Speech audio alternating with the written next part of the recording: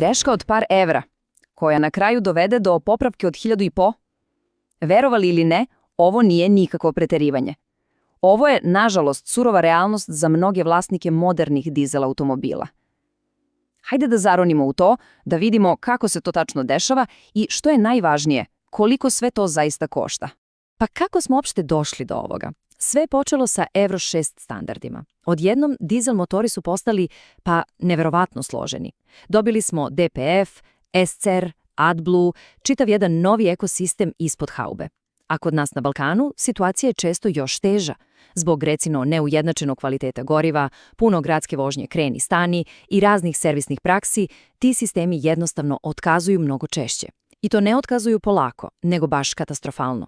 Prva stanica na našem putu troškova je čuveni DPF ili ti filter čestica čađi. Njegov zadatak je prilično jasan, da hvata čađ. Ali problem nastaje kad se on zapuši, tada troškovi kreću da lete u nebo. Znači, najprostije rečeno, DPF je bukvalno jedna zamka za sve one štetne čestice iz auspuha. I on ima mehanizam da se sam čisti, to se zove regeneracija, ali tu je i caka. Taj proces zahteva određene uslove koje gradska vožnja sa svojim kratkim relacijama jednostavno ne pruža. I tu počinju problemi. A evo i konkretnih brojki. Pogledajmo ove raspone. Novi, originalni DPF filter lagano prelazi 1.500 evra, nije šala. Sa druge strane imamo profesionalno čišćenje koje je, vidite, mnogo prihvatljivije.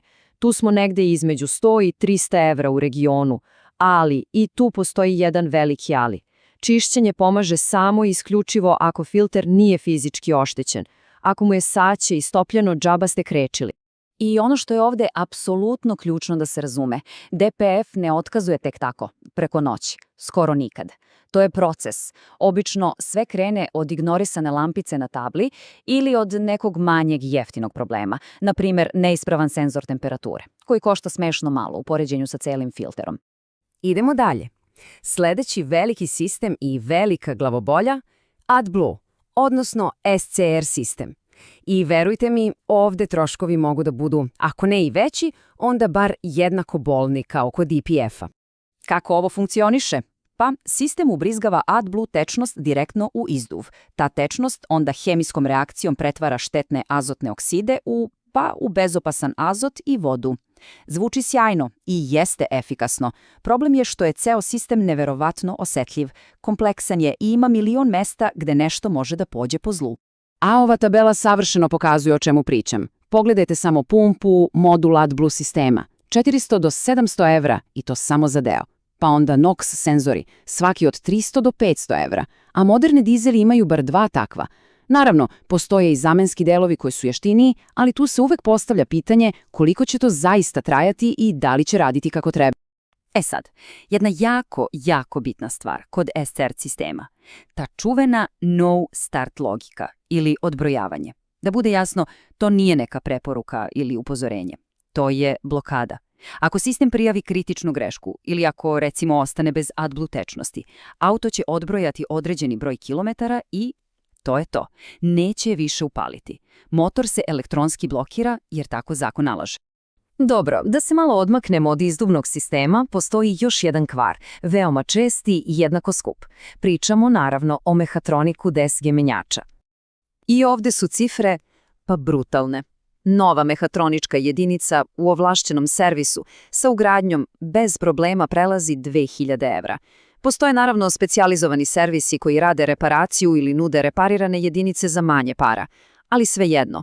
Ovo je i dalje jedna od apsolutno najskupljih popravki jedne komponente na celom autu. I sve ovo nas dovodi do suštine cele priče, do te kaskade troškova. Hajde da ispratimo taj put, da vidimo kako jedan jeftin, potpuno zanemaren deo na kraju izazove totalni kolaps sistema. Evo kako to izgleda u praksi. Korak 1. Otkazao je neki senzor, recimo senzor temperature izduvnih gasova, deo košta 80 evra. Ignoriše se lampica. Korak 2. Kompjuter dobija lažne podatke i ne pokreće regeneraciju DPF-a. Filter se polako, ali sigurno začepljuje. Korak 3. Pritisak u izduvu raste i na kraju taj povratni pritisak uništi turbinu ili, u najgorem slučaju, nanese štetu samom motoru. I tako od kvara od 80 evra dođemo do računa od 15 plus evra. Prosto. I tu se naravno otvara ona večita debata kod nas. Ma, samo ti to skloni, kao što kaže ovaj korisnik. Iako deluje kao najlakše i najjeftinije rešenje, to uklanjanje emisionih sistema često sa sobom nosi gomilu dugoročnih problema. Ali zašto je cela ova priča toliko drugačija kod nas na Balkanu u poređenju sa, recimo, Nemačkom ili Austrijom? Nije samo do para. Odgovor je malo kompleksniji i leži u propisima, cenama, ali i u samim navikama. Hajde da uporedimo. U Evropskoj uniji cene ruku su, kao što vidimo, paprene. Ali zato imaju izuzetno stroge tehničke preglede i jake zakone o garanciji. To jednostavno primorava ljude da popravljaju auto kako treba. Kod nas cene ruku su niže, ali je zato ta kultura prečica mnogo izraženija. DPF off, EGR off, to zvuči kao ušteda u startu, ali se vrlo često pretvori u mnogo veći problem kasnije. Da ne pričamo o kaznama ako se sa takvim autom ode preko granice. Dobro, prošli smo kroz sve ove brojke, sisteme, probleme. Pa šta je onda onaj ključni zaključak? Šta svaki vlasnik modernog dizela treba da izvuče iz svega ovoga? Prva i osnovna stvar, šta je uvek jeftinije rešiti odmah? Apsolutno svi senzori. NOx, senzori pritiska i temperature DPF-a, AdBlue dizne, preventivna zamena tih sitnica je neuporedivo jeftinija od saniranja haosa koji naprave kada otkažu. Jedna dijagnostika godišnje, čak i kad nema nikakve greške, može bukvalno da uštedi 1000 evra. A šta je ono što se nikada, ali apsolutno nikada ne sme ignorisati? Bilo koja lampica motora, bilo koja poruka o DPF regeneraciji ili o grešci na AdBlue sistemu. To nisu sugestije, to su crvene zastave. Ignorisanje toga je, najbrži mogući put do onog računa sa početka priče, onog sa 4 cifre. I za sam kraj, da stavimo stvari u perspektivu. Evo šta se desi kad sve pođe po zlu. Kombinovani kvar DPF i SCRS sistema. To je račun koji ide od 2,5 do preko 4000 evra. U mnogim slučajevima to je bukvalno više od cene polovnog motora za taj auto, a ponekad, nažalost, više od vrednosti celog automobila. Sve nas ovo dovodi do tog jednog finalnog pitanja. Kada ta prečica, to lako rešenje, zapravo postane najduži i na kraju najskuplji put. U ovom komplikovanom svetu modernih dizela, poznavanje ovih troškova nije samo puka informacija. To je verovatno najmoćniji alat koji jedan vlasnik može da ima.